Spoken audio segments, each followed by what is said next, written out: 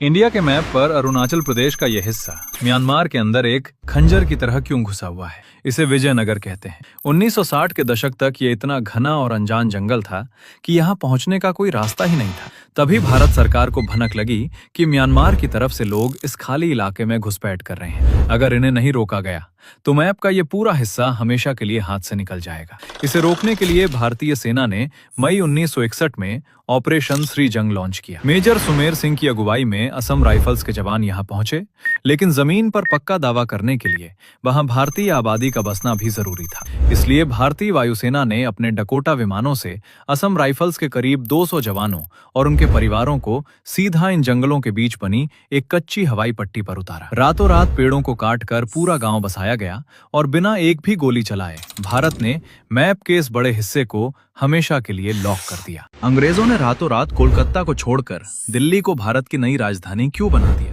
क्या यह सिर्फ एक प्रशासनिक फैसला था या फिर बंगाली क्रांतिकारियों का डर? 1905 में लॉर्ड कर्जन ने बंगाल का विभाजन कर दिया। उन्हें लगा कि वे भारतीयों को बांट देंगे, लेकिन उल्टा कोलकाता पूरे फ्रीडम स्ट्रगल का मेन सेंटर बन गया। अनुशीलन समिति और युगांतर जैसे गुप्त संगठनों ने ब्रिटिश अफसरों की नाक में दम कर दिया। कोलकाता अंग्रेजों के लिए इतना अनसेफ हो गया कि ब्रिटिश सरकार पैनिक में आ गई। 12 दिसंबर 1911 को जब किंग जॉर्ज पंचम दिल्ली दरबार में आए तो उन्होंने एक साथ 2 बड़े ऐलान किए। बंगाल विभाजन रद्द किया जाता है और राजधानी अब कोलकाता नहीं दिल्ली होगी। यानी एक तरफ बंगालियों को खुश करने की कोशिश तो दूसरी तरफ कोलकाता से सत्ता का केंद्र ही हटा दिया गया। दिल्ली शिफ्ट होने में अंग्रेजों को करीब 20 साल लगे और 1931 में बनकर तैयार हुई नई दिल्ली। जूनागढ़ का पाकिस्तान में विलय तो सब जानते हैं, लेकिन गुजरात की उस छोटी रियासत का क्या, जिसने 1947 में भारत के पेट के बीचों बीच चुपचाप पाकिस्तान का झंडा फहरा दिया था। 14 सितंबर 1947 जूनागढ़ के ठीक अंदर बसी मानवदर रियासत के नवाब खान साहिब गुलाम मोइनुद्दीन ने एक ऐसा फैसला लिया जिसने दिल्ली में हड़कंप मचा दी। चारों तरफ से भारतीय जमीन से घिरे होने के बावजूद उन्होंने अपने आका जूनागढ़ के नवाब के साथ साथ उसी दिन पाकिस्तान के विलय पत्र पर दस्तखत कर दिए। अगर ये विलय टिक जाता तो गुजरात के नक्शे के ठीक बीच में पाकिस्तान की एक सैन्य चौकी बन जाती। लेकिन इससे पहले कि पाकिस्तान कोई कदम उठाता, सरदार पटेल की नजर इस चाल पर पड़ गई। जूनागढ़ पर पूरी तरह कार्रवाई से भी पहले 22 अक्टूबर 1947 को भारतीय सशस्त्र पुलिस बल ने मानवदर में प्रवेश किया। बिना एक गोली चले नवाब नजरबंद हुए और मानवदर भारत के हाथ आ गया। भारत के इस राजा ने जमीन पर नहीं बल्कि समंदर पार करके पूरे दक्षिण पूर्व एशिया को हिला दिया था। 11वीं सदी में जब दुनिया के ज्यादातर राजा सिर्फ अपनी जमीनी सीमाओं के लिए लड़ रहे थे, तब तमिलनाडु के तंजावुर से राज करने वाले सम्राट राजेंद्र चोल प्रथम ने भारत की सबसे खतरनाक और शक्तिशाली नौसेना खड़ी की। चीन जाने वाले सबसे बड़े समुद्री रास्ते मलक्का स्ट्रेट पर श्री विजय साम्राज्य का कब्जा था। वे भारतीय जहाजों को रोकते थे और भारी टैक्स वसूलते थे। इस दादागिरी को खत्म करने के लिए राजेंद्र चोल ने सैकड़ों वॉरशिप्स का बेड़ा एक साथ बंगाल की खाड़ी में उतार दिया। हजारों किलोमीटर दूर अनजान समंदर में एक ऐतिहासिक सरप्राइज अटैक हुआ। चोल नौसेना ने मलेशिया, सुमात्रा और जावा के 14 बड़े बड़े बंदरगाहों को तबाह कर दिया। वहां के शक्तिशाली राजा को बंदी बनाया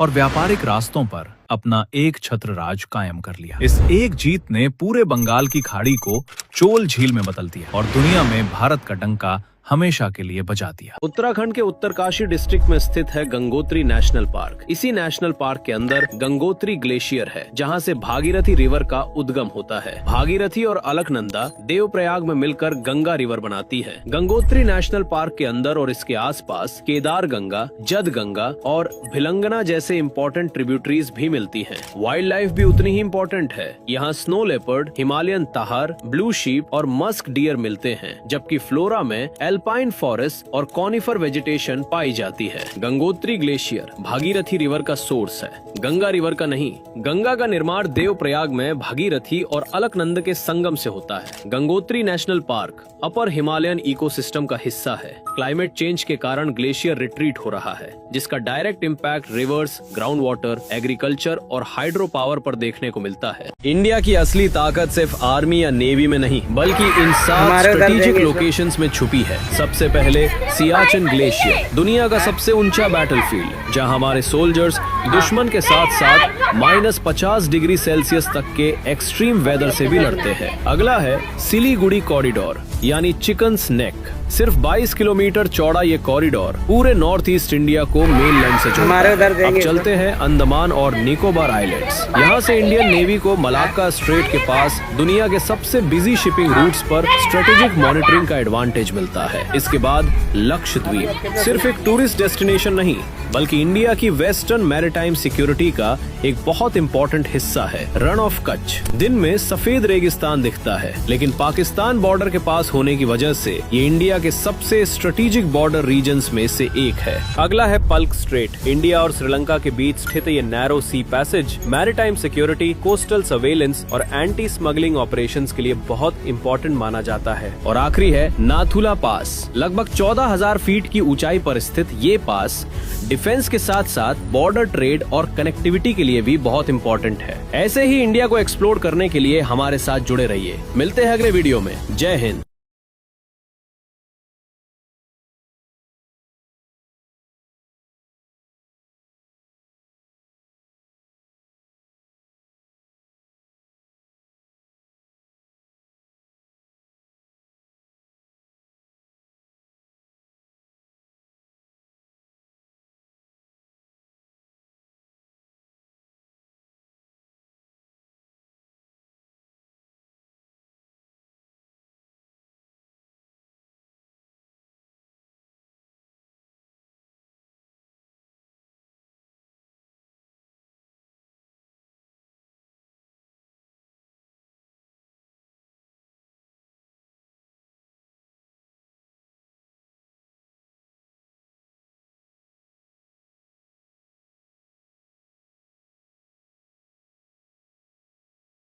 भारत के हर राज्य के नाम के पीछे एक इंटरेस्टिंग कहानी छुपी है। पार्ट 2। महाराष्ट्र का नाम संस्कृत के महा यानी महान और राष्ट्र यानी राज्य से बना है, जिसका अर्थ हुआ महान राष्ट्र। तमिलनाडु में तमिल यहाँ की भाषा और संस्कृति को दर्शाता है और नाडु का मतलब भूमि यानी लैंड ऑफ तमिल्स। गुजरात का नाम गुर्जर जनजाति से पड़ा, जिन्होंने यहाँ शासन किया। कर्नाटक शब्द करु यानी काला और नाडु यानी भूमि मतलब land of black soil. Goa का नाम प्राचीन गोमंतक से जुड़ा है। केरल का नाम केर यानी कोकोनट ट्रीज और अलम यानी भूमि, इसलिए इसे लैंड ऑफ कोकोनट ट्रीज कहा जाता है। आंध्र प्रदेश का नाम आंध्र जनजाति से आया है। तेलंगाना का नाम त्रिलिंग से जुड़ा माना जाता है, जो 3 प्रसिद्ध शिव मंदिरों की भूमि को दर्शाता है। असम का नाम अहोम राजवंश से पड़ा, जिन्होंने यहाँ लंबे समय तक शासन किया। मेघालय में मेघ यानी बादल और आलय यानी घर, इसलिए इसका अर्थ हुआ अबोर्ड ऑफ क्लाउड्स। त्रिपुरा का नाम राजा त्रिपुर से जोड़ा जाता है, जबकि कुछ लोग इसे देवी त्रिपुर सुंदरी से भी जोड़ते हैं। मणिपुर में मणि यानी रत्न और पुर यानी नगर यानी लैंड ऑफ ज्वेल्स। नागालैंड का नाम यहाँ की प्रमुख नागा जनजातियों से पड़ा। मिजोरम में मिजो जनजाति और रम यानी भूमि मतलब लैंड ऑफ मिजोज। अरुणाचल प्रदेश में अरुण यानी सूरज और अचल यानी पर्वत यानी land of the rising sun. Sikkim का नाम लिम्बू भाषा के सुखिम शब्द से माना जाता है, जिसका अर्थ है न्यू पैलेस। तो बताइए आप किस राज्य से हैं? कमेंट में जरूर लिखिए। क्या आपको पता है उत्तर प्रदेश भारत का सबसे ज्यादा आबादी वाला राज्य है। यहाँ कुल 75 जिले हैं, जिन्हें यूपी सरकार ने 18 मंडलों में बांटा है। सबसे पहले आता है मेरठ मंडल। इसमें 6 जिले शामिल हैं। मेरठ, गाजियाबाद, गौतम बुद्ध नगर नोएडा, बुलंदशहर, हापुड़ और बागपत। मेरठ को खेलों का शहर कहा जाता है। दूसरा है सहारनपुर मंडल, जिसमें सहारनपुर, मुजफ्फरनगर और शामली कुल 3 जिले आते हैं। ये इलाका गन्ने की खेती और लकड़ी की नक्काशी के लिए पूरे भारत में मशहूर है। तीसरा है मुरादाबाद मंडल, जिसमें मुरादाबाद, अमरोहा, बिजनौर, रामपुर और संभल कुल 5 जिले हैं। मुरादाबाद को पीतल नगरी कहा जाता है और इसके बर्तन पूरी दुनिया में एक्सपोर्ट होते हैं। चौथा है बरेली मंडल, जिसमें बरेली, बदायूं, पीलीभीत और शाहजहांपुर कुल 4 जिले शामिल हैं। ये पूरा क्षेत्र रोहिलखंड का दिल माना जाता है और इत्र व कढ़ाई के काम के लिए प्रसिद्ध है। पांचवा है आगरा मंडल, जिसमें आगरा, फिरोजाबाद, मथुरा और मैनपुरी 4 जिले आते हैं। यहाँ ताजमहल है, मथुरा कृष्ण जन्मभूमि के लिए मशहूर है और फिरोजाबाद चूड़ी उद्योग के लिए जाना जाता है। छठा है अलीगढ़ मंडल, जिसमें अलीगढ़, हाथरस, कासगंज और एटा 4 जिले हैं। अलीगढ़ को तालों का शहर कहा जाता है और यहाँ AMU जैसी ऐतिहासिक यूनिवर्सिटी भी है। 7वां है लखनऊ मंडल, जिसमें लखनऊ, उन्नाव, रायबरेली, सीतापुर, हरदोई और लखीमपुर खीरी कुल 6 जिले आते हैं। लखनऊ नवाबों की तहजीब और अदब के लिए मशहूर है। 8वां है कानपुर मंडल, जिसमें कानपुर नगर, कानपुर देहात, इटावा, औरैया, फर्रुखाबाद और कन्नौज 6 जिले शामिल है। कानपुर औद्योगिक राजधानी रहा है और कन्नौज इत्र की राजधानी के नाम से जाना जाता है। 9वां है झांसी मंडल, जिसमें झांसी, झांसी, जालौन और ललितपुर कुल 3 जिले हैं। ये क्षेत्र रानी लक्ष्मीबाई की वीर भूमि और बुंदेलखंड की शान के लिए प्रसिद्ध है। रुकिए, अभी तो उत्तर प्रदेश का सिर्फ आधा हिस्सा देखा है, बाकी 9 मंडल और भी ज्यादा रोचक हैं। बाकी मंडल जानने के लिए पार्ट 2 जरूर देखें। क्या आप जानते हो, झारखंड सिर्फ जंगल और माइंस का स्टेट नहीं बल्कि 5 पावरफुल डिविजन्स में बटा हुआ है। सबसे पहले आता है साउथ छोटा नागपुर डिवीजन। इसमें कुल 5 जिले हैं: रांची, खूंटी, गुमला, सिमडेगा और लोहरदगा। रांची झारखंड की राजधानी होने के साथ साथ सिटी ऑफ वाटरफॉल के नाम से भी फेमस है और लोहरदगा पूरे राज्य में बॉक्साइट माइनिंग के लिए जाना जाता है। दूसरा है नॉर्थ छोटा नागपुर डिवीजन। इसमें 7 जिले शामिल हैं: हजारीबाग, रामगढ़, चतरा, कोडरमा, गिरिडीह, बोकारो और धनबाद। धनबाद अकेले इंडिया की सबसे बड़ी कोल बेल्ट्स में से एक है और बोकारो स्टील प्रोडक्शन के लिए वर्ल्ड फेमस माना जाता है। तीसरा है कोल्हान डिवीजन। इसमें 3 जिले हैं: पूर्वी सिंहभूम, पश्चिमी सिंहभूम और सरायकेला खरसावां। जमशेदपुर में टाटा स्टील और ऑटोमोबाइल इंडस्ट्रीज सबसे बड़ा इकोनॉमिक बेस है। ये डिवीजन झारखंड के सबसे बड़े इंडस्ट्रियल हब्स में गिना जाता है। चौथा है पलामू डिवीजन। इसमें कुल 3 जिले आते हैं: पलामू, गढ़वा और लातेहार। बेतला नेशनल पार्क यहाँ टूरिज्म और वाइल्ड लाइफ अट्रैक्शन का बड़ा सेंटर है। लातेहार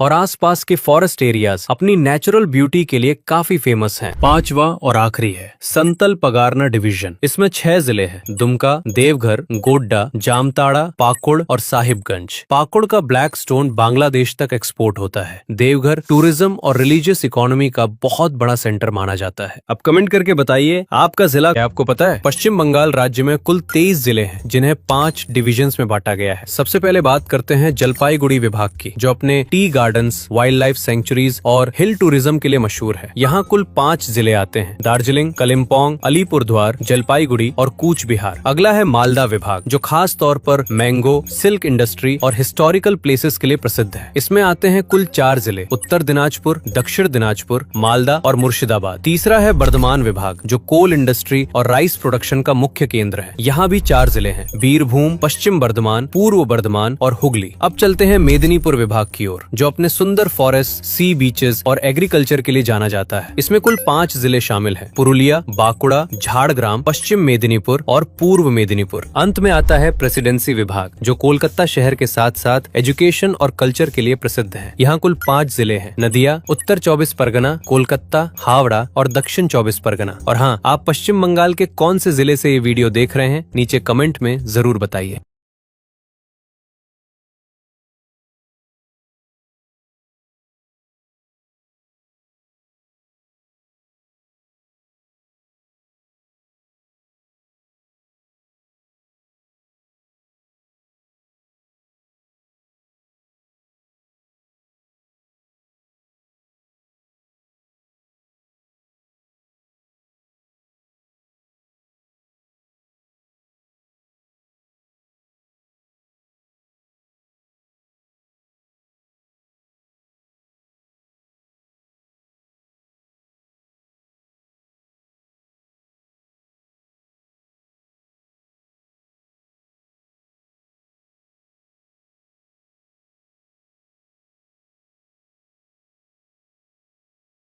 क्या आप जानते हैं, भारत में 5 ऐसी नदियां हैं जो हजारों सालों से करोड़ों लोगों को जीवन दे रही हैं। नंबर 1, गंगा। ये भारत की सबसे लंबी नदी है, 2510 किलोमीटर लंबी। उत्तराखंड के गंगोत्री ग्लेशियर से शुरू होकर उत्तर प्रदेश, बिहार और पश्चिम बंगाल से गुजरती है और बंगाल की खाड़ी में मिलती है। नंबर 2, ब्रह्मपुत्र। ये नदी तिब्बत में मानसरोवर झील के पास से शुरू होती है, वहाँ इसका नाम है सांगपो। फिर ये एक बड़ा यू टर्न लेती है और अरुणाचल प्रदेश से भारत में प्रवेश करती है, यहाँ इसका नाम होता है दिहांग। 2900 किलोमीटर लंबी ये नदी असम के रास्ते बांग्लादेश में जाती है। नंबर 3, इंडस यानी सिंधु। क्या आप जानते हैं, भारत का नाम ही इस नदी से आया है। तिब्बत के कैलाश पर्वत के पास मानसरोवर झील से शुरू होकर ये जम्मू कश्मीर से भारत में आती है और फिर पाकिस्तान होते हुए अरब सागर में मिलती है। नंबर 4, गोदावरी। महाराष्ट्र के नासिक जिले के त्र्यंबकेश्वर से शुरू होकर ये 1450 किलोमीटर चलती है। महाराष्ट्र, तेलंगाना,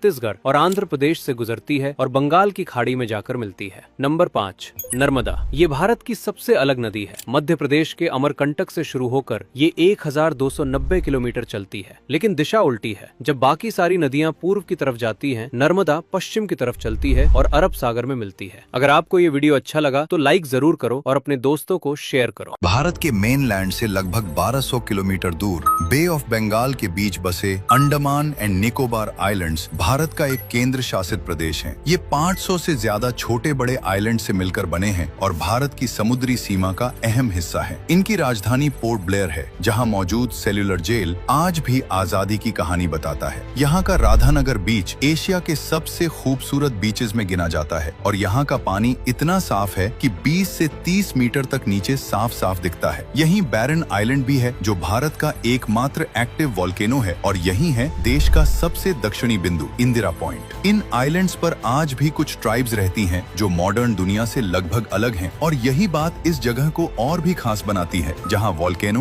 बीचेस और अनटच्ड नेचर एक साथ देखने को मिलता है। रुको, ओशन, सी, गल्फ और बे, तुम सोचते हो सब एक ही है ना? बिल्कुल गलत। आज पूरा फर्क समझो। सबसे पहले बात करते हैं ओशन यानी महासागर की। ये धरती का सबसे बड़ा जल भंडार है। पूरी पृथ्वी का 71% हिस्सा इन्हीं से ढका है। दुनिया में कुल 5 महासागर हैं: प्रशांत, अटलांटिक, हिंद, आर्कटिक और दक्षिणी। अब आते हैं सी यानी सागर पर। सागर महासागर का ही एक छोटा हिस्सा होता है। ये 3 तरफ से जमीन से घिरा होता है, जैसे कि अरब सागर, भूमध्य सागर, लाल सागर। याद रखो, हमारे भारत के पश्चिम में अरब सागर है। अब आती है गल्फ यानी खाड़ी। खाड़ी भी सागर जैसी ही होती है, लेकिन ये और गहरी होती है जमीन के अंदर तक, जैसे gulf of Mexico, Persian gulf. सागर से छोटी लेकिन तीनों तरफ से जमीन से बंद। और अंत में बे यानी उपसागर। ये गल्फ से थोड़ी ज्यादा खुली होती है। इसका मुंह चौड़ा होता है, इसलिए ये कम बंद लगती है।